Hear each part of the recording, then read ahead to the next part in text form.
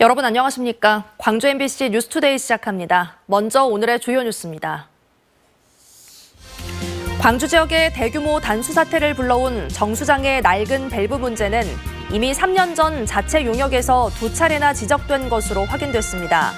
하지만 광주시는 용역 결과를 대수롭지 않게 여겼고 결국 대규모 사고로 이어졌습니다. 기록적인 가뭄은 광양만권 산업단지가 쓰는 공업용수에도 영향을 주고 있습니다. 지자체와 산업계가 가뭄 극복을 위한 공동 대응에 나섰습니다. 목포 시내버스가 운행을 재개한 가운데 목포시가 버스 회사 측에 경영 개선 대책을 요구하고 있습니다. 박홍률 목포시장은 또다시 시내버스 운행이 중단될 경우 면허를 취소하겠다고 말했습니다. 국민의힘 당대표를 뽑는 전당대회 합동연설회가 내일 광주 김대중 컨벤션센터에서 열립니다. 광주 지역의 대규모 단수 사태는 덕남 정수장에 오래된 밸브만 제때 바꿨더라도 일어나지 않을 사고였습니다. 3년간 안전진단에서 밸브가 녹슬었다는 지적이 2차례나 있었는데도 광주시는 별다른 조치를 하지 않았던 것으로 확인됐습니다. 김영찬 기자가 취재했습니다. 최악의 가뭄에 터진 대규모 물난리와 단수 사태의 원인인 덕남 정수장의 고장난 밸브입니다. 설치된 지 30년 된 이 밸브에 사용할 수 있는 한계치는 11년. 그렇지만 실제 사용된 기한은 그보다 18년이나 더 썼습니다. 그런데 이 오래된 밸브의 문제점이 최근 2차례에 걸쳐 안전 용역에서 지적된 것으로 드러났습니다. 광주시 상수도 사업본부가 2020년에 실시한 전기기술진단 용역에서 통합 밸브실 밸브 부식화가 진행됐다고 돼 있습니다. 하지만 상수도 본부는 별다른 조치를 하지 않았습니다. 2년 뒤에도 같은 지적이 나왔습니다. 지난해 11월 19일 점검에서도 외관 조사에서 표면 부식화가 진행됐다고 했지만 이번에도 별다른 조치를 하지 않았습니다. 광주시는 오래된 밸브를 교체하지 않은 것이 사고의 원인이기는 하지만 이것으로 누군가에게 책임을 물을 수 없다는 입장입니다. 조달청 지침상 사용 기한이 11년이 넘었더라도 문제가 없으면 계속 사용해도 된다는 지침이 있어서 녹슨 밸브를 교체하지 않았다고 해명했습니다. 거기에 문제가 있으면 이제 투자 계획 항목에 이걸 반영을 했다. 그런 부분은 또 없었습니다. 그래서 실질적으로 그런 부분에 대한 어떤 예산 투입 계획이 또 반영이 안 된 것 같습니다. 강기정 광주시장은 이번 단수 사태에 대해 안타깝다고 말했지만 서간은 하지 않았습니다. 시민 여러분들의 염려 덕분에 빨리 복구하여 오늘부터 정상적으로 수돗물이 완전 정상 공급되게 되어 참으로 다행이라 생각합니다. 광주시가 동복된 고갈이 우려된다며 절수운동을 펼친 기간 광주 시민들이 아끼고 아껴서 절약한 수돗물은 하루 3만 톤가량이고 이번 사고로 허비해버린 5만 7천여 톤입니다. 145만 시민들이 아끼고 아낀 수돗물 이틀치가 허무하게 사라졌지만 누구 하나 사과하거나 책임지는 이가 없습니다. MBC 뉴스 김영창입니다. 5.18 단체가 특전사 동지회와 함께 오는 일요일 대국민 공동선언식과 민주묘지 합동참배를 계획한 가운데 반발이 확산하고 있습니다. 5.18 부상자회 등 5월 세 단체는 최근 기자회견을 통해 오는 19일 특전사 동지회와 함께 5.18 국립묘지에서 화합 행사를 열겠다고 발표했습니다. 하지만 동참하기로 했던 5.18 유족회가 특전사 수뇌부의 사과와 양심 선언이 확실히 보장되지 않았다며 불참을 선언했고 광주전남 추모연대와 광주전남 여성단체 연합도 올바른 진상규명이 먼저라고 비판하는 등 반발이 이어지고 있습니다. 오늘은 날이 흐리겠습니다. 하늘 모습 보시면 출근길은 이렇게 구름만 지나는 상태인데요. 오늘 낮 사이 또 밤 사이에 약한 눈이나 비가 내릴 수 있겠습니다. 예상되는 적설량 또 강수량은 0.1mm 또 0.1cm로 약한 빗방울이 떨어지거나 눈발이 날리는 데 그치겠습니다. 궂은 해상 날씨가 계속되고 있습니다. 오늘 해안 지역을 중심으로 바람이 시속 30에서 50km로 매우 강하게 불겠고요. 해안도로에 너울이 유입될 수 있겠습니다. 해안 지역 방문 계획 있으신 분들은 각별히 주의하셔야겠습니다. 기온은 어제보다 2, 3도가량 내림세를 보이겠습니다. 날씨 정보였습니다. 기록적인 가뭄은 광양만권 산업단지가 쓰는 공업용수에도 영향을 주고 있습니다. 공장 가동에 차질이 생길 경우 지역 경제에 미치는 파장도 큰 만큼 정부와 지자체, 산업계가 가뭄 극복을 위한 공동 대응에 나섰습니다. 김단비 기자가 보도합니다. 전남의 주요 수원지인 광양 수어댐입니다. 포스코 광양제철소 등에 하루 37만 톤의 용수를 공급하고 있습니다. 물이 차 있는 것처럼 보이지만 사실은 가뭄이 심각한 상황입니다. 이곳 수어댐은 지난해 여름부터 6개월 가까이 가뭄 심각 단계를 유지하고 있습니다. 이대로 가뭄이 지속된다면 당장 4개월 뒤 한계 수위까지 떨어질 것으로 예측됩니다. 특히 대체 상수원이 없는 제철소는 수원이 고갈되면 운영에 직격탄을 맞을 수밖에 없습니다. 여수산단의 공업용 수원인 순천 주암댐도 고갈 위기에 직면했습니다. 저수율 25%로 준공 이후 역대 최저 수준을 기록하고 있습니다. 가뭄 심각 단계가 168일간 지속되고 있고 영산강과 섬진강도 갈수 예보가 지속이 되고 있는 상황입니다. 남부지방은 그 피해가 더 클 것으로 예상되고 있는 실정입니다. 문제는 기후변화로 인한 가뭄 현상이 앞으로 계속 반복될 것이란 점입니다.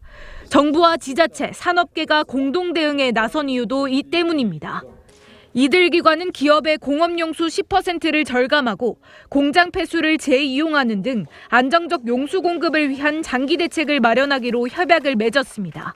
저희 광양남권 같은 경우는 산업단지가 확장되고 있고 또 공장이 또 신증서를 또 해야 되는 이런 다급한 또 상황들이 많이 있습니다. 협력을 잘해서 우리 가뭄을 극복할 수 있는. 또 여수산단 입주기업 16곳은 정비 시기를 상반기로 앞당겨 하루 18,000톤, 총 250만 톤의 용수를 아끼는 방안을 검토하고 있습니다. MBC 뉴스 김담희입니다. 목포 시내버스 운행은 재개됐지만 시내버스를 둘러싼 환경은 달라진 것이 없습니다. 목포시는 버스 회사 측에 경영 개선 대책을 요구하고 있습니다. 보도에 김진선 기자입니다.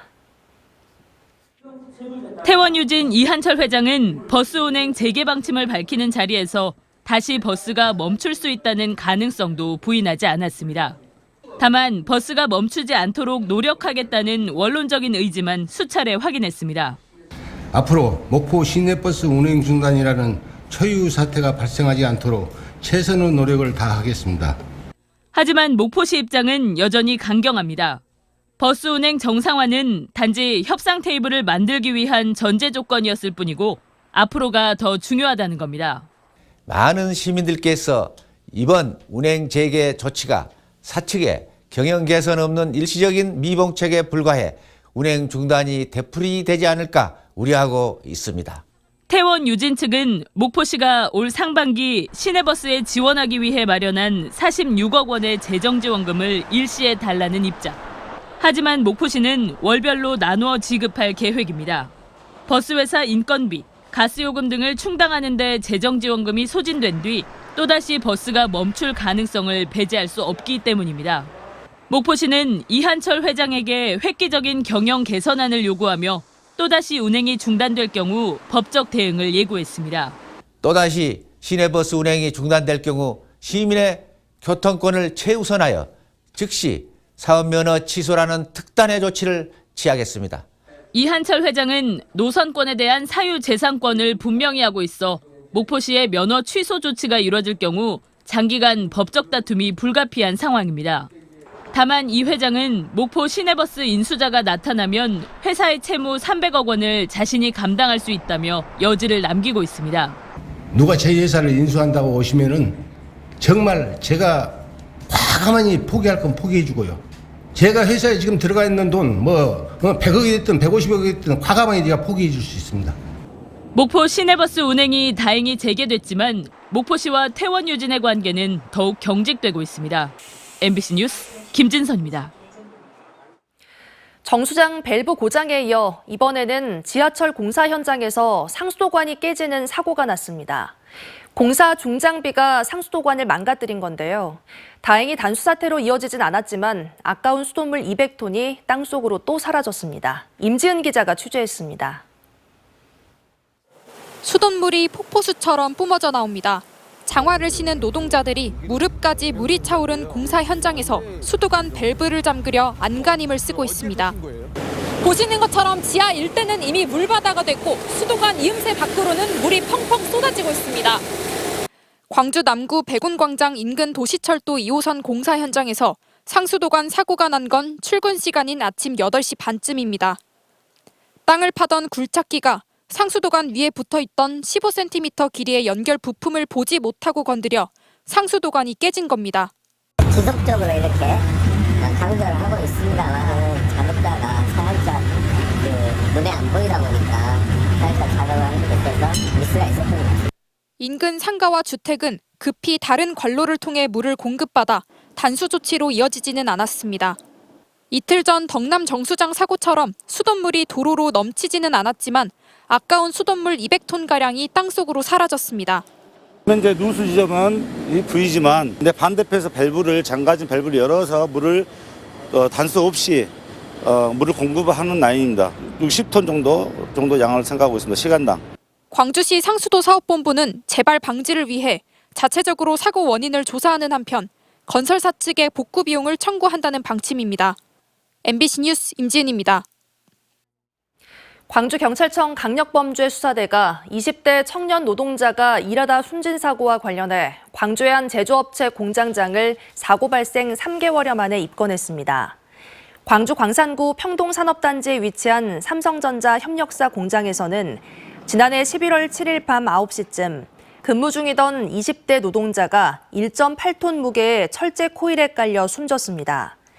경찰은 증거 분석과 참고인 조사 결과 공장장에게 최종 안전조치 책임이 있다고 판단했습니다. 어제 오전 8시 반쯤 호남고속도로 호남터널 100여 미터 인근 광주 천안 방면에서 주행 중이던 15톤 트럭에서 불이 나 30분 만에 꺼졌습니다. 다행히 인명피해는 없었고 운전자가 화물차를 갓길에 주차하면서 고속도로 통행에도 큰 어려움은 없었습니다. 고속도로 순찰대는 자동차 바퀴에서 연기가 났다는 운전자의 진술을 토대로 정확한 화재 원인을 조사 중입니다.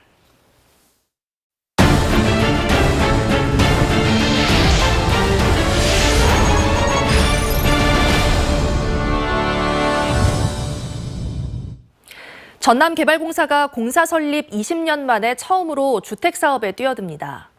청년과 신혼부부, 전남에 돌아오는 도시민을 위한 공공주택사업부터 시작할 계획입니다. 보도에 문현철 기자입니다.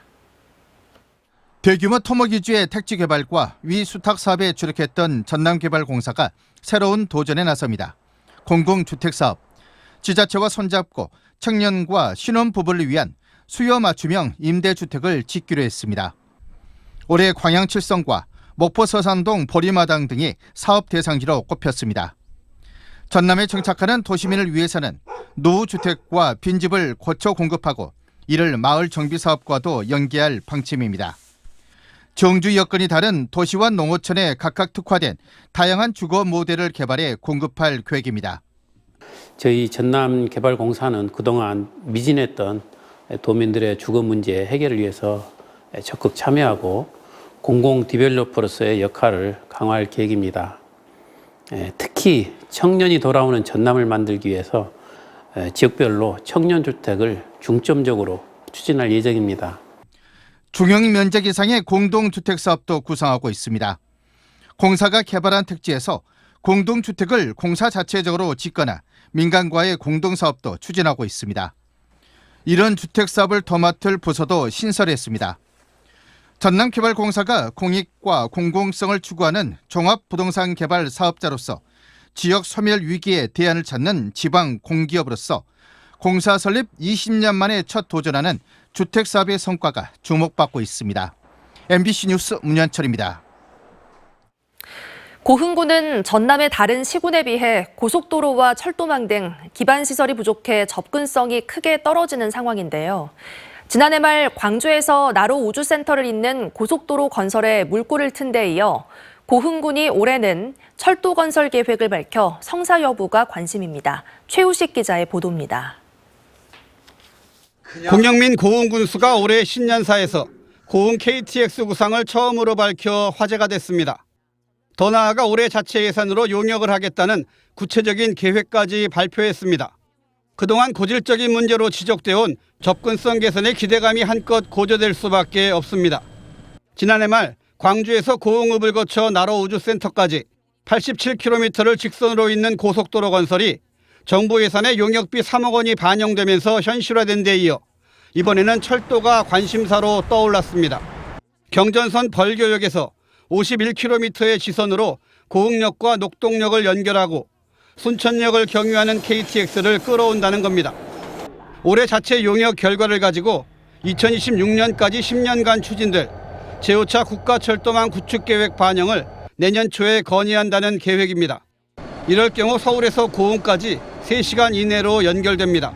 우주 발사체 클러스터 우리 조성에 탄력을 받게 되고 많은 관광객들이 올 수 있고 그다음에 커다란 투자 유치나 이런 것에도 탄력을 받게 될 것이다. 이렇게 보고 있습니다. 최근 우주 발사체 국가산단 조성이 가시화된 만큼 가능성은 충분하다는 게 고흥군의 계산입니다. 고흥군은 또 여수를 잇는 연륙연도교에 이어 고흥 완도간 지방도의 국도 승격을 건의해 거금도와 고금도를 잇는 연도교 건설도 추진하고 있습니다. 열악한 접근성에 고민해온 고흥군이 민선 8기 출범과 함께 다양한 교통 인프라 구축에 속도를 내고 있습니다. MBC 뉴스 최우식입니다. 국민의힘 제3차 전당대회 광주 전남북 합동연설회가 내일 김대중 컨벤션센터에서 열립니다. 제주와 부산, 울산, 경남에 이은 세 번째 합동연설회로 당대표 후보와 최고위원 후보, 청년 최고위원 후보들이 참석해 국민의힘 호남 당원들에게 지지를 호소할 예정입니다. 한편 국민의힘 3차 전당대회 본경선 투표는 3월 4일부터 7일까지 모바일과 ARS 투표로 진행됩니다. 국민의힘 전남도당이 나주로 당사를 이전합니다. 국민의힘 전남도당은 전남 동부권과 광주 인근에 거주하는 당원들의 편의를 위해 무안군 삼양읍에 있는 당사를 다음 달 중순쯤 나주 혁신도시로 이전할 계획이라고 밝혔습니다. 전남도당은 전당대회에서 선출되는 신임 대표와 최고위원 등 지도부를 초청해 개소식을 하는 방안을 검토하고 있습니다. 광주시가 사업계획 승인 변경을 거치지 않고 다른 방식으로 공사를 진행한 옛 호남대 쌍촌 캠퍼스 부지 아파트 건설사를 경찰에 고발했습니다. 광주시는 최근 사업계획 승인 변경 신청을 받고 현장을 확인한 결과 선 시공, 후 승인 신청이 이루어진 사실을 파악하고 아파트 시행사와 시공사, 감리자 등을 주택법 위반 혐의로 경찰에 고발했다고 밝혔습니다. 앞서 광주시는 지난 8일 현장 점검 과정에서 법적 절차가 누락된 부분을 확인했다고 덧붙였습니다. 한국수력원자력은 어제 오전 10시부터 연료 교체와 정기 점검을 위해 한빛 5호기 발전을 중단했습니다. 한빛 5호기 원료는 우라늄으로 18개월마다 일부 교체가 필요해 원전 작동을 멈추고 작업이 진행됩니다. 또 이 기간에는 원자력안전기술원이 고압 터빈과 증기발생기 전열관 등 원전 시설의 안전성을 점검합니다. 이번 점검은 50여일이 걸릴 것으로 원자력안전위원회 승인 후 원전이 재가동될 예정입니다. 오늘은 날이 흐리겠습니다. 현재 하늘 모습 보시면 출근길은 이렇게 구름만 많겠지만 오늘 낮 사이 또 밤 사이 눈이나 비가 내릴 수 있겠습니다. 예상되는 강수량과 적설량은 0.1mm 또는 0.1cm가량으로 약한 빗방울이 떨어지거나 약한 눈발이 날리는 데 그치겠습니다. 궂은 해상 날씨가 이어지고 있습니다. 해안 지역을 중심으로 시속 30에서 50km에 달하는 매우 강한 바람이 예상되고요. 해안도로에 너울이 유입될 가능성도 있습니다. 해안 지역 방문 계획 있으신 분들은 각별히 주의하셔야겠습니다. 기온은 어제보다 2, 3도가량 내림세를 보이겠습니다. 광주의 아침 최저기온 영하권에서 시작한 가운데 현재는 0도 안팎의 기온 보이고 있고요. 한낮 기온도 6도에 그치겠습니다. 날이 흐려서 더 춥게 느껴질 수 있겠습니다. 영암과 강진의 낮 기온 6도에서 8도 분포 예상됩니다. 여수의 오늘 낮 기온 6도로 어제보다 5도가량 낮은 기온 보이겠습니다. 바다의 물결은 최고 3m에서 3.5m로 높게 일겠습니다. 당분간 흐린 날씨가 이어지겠고요. 다가오는 토요일부터 일요일 오전 사이 비 소식 들어 있습니다. 날씨 정보였습니다. 이상으로 뉴스 마칩니다. 시청해주신 여러분 고맙습니다.